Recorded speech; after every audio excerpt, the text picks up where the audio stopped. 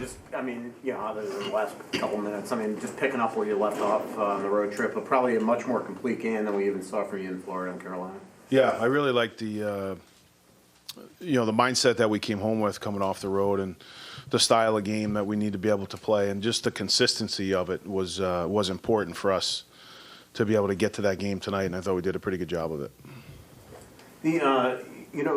We've seen Eric Snack a lot here. You're just getting to coach him for the first time. Like, from a courage standpoint, have you coached a guy like this that's willing to just constantly be at the goal mouth and take punches after punches after punches? Yeah, I mean that's what makes him. He's a menace to play against. He's just big, strong guy, plays in the hard areas. But I think when you look at him, there's a lot of games here. You have guys that are kind of fed up with him and giving him shots behind the play because he's been so hard to play against. But his net front presence, his willingness to go there, but not only his willingness to go there, his effectiveness has been really impressive.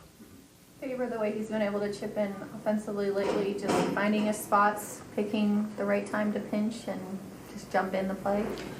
Yeah, I think Fabes has done a really good job. We've tried to push him to be able to use his skating, and as you said, just find ways to use his skating and his offensive skills. And he's been a factor, at least as long as I've been here from an offensive perspective. But it's nice to see him be able to put some in the back of the net too, where he generates looks, but also gets rewarded for it. He's not flying under the radar. I know he's a rookie, but like the way he's getting mentioned in Calder and just nationally, the way that he impacts this team it's deserving the spotlight or the attention that he's becoming more of a well-known player. Yeah, certainly is. I think it's, I'd say defense. A defenseman as a young guy in the NHL is a really hard position to play. And not only is it a hard position to play, but he's been, with the injury, he's been put in situations where he's got to be a top pair D and play those minutes and play that type of competition. And his effectiveness, his consistency level has been really impressive as it goes on. So I think, the way that he's played and the situations he's played in, he's certainly deserving of that type of talk. It's like a maturity level too, in terms of like if he makes a mistake, he owns up to it. Probably more than he probably should.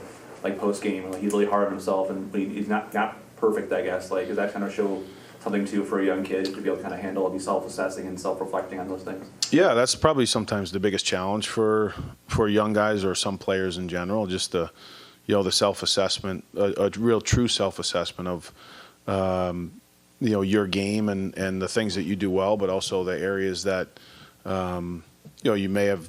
I mean, there's a game of mistakes, but just understanding that and taking personal responsibility when those things happen. And I think that mindset and the personality that Brock has to have that's allowed him to be to get better as this year has gone on, and to be able to rebound from some tough situations, but also more often than not be a real positive impact and be real consistent in the role that he's playing in.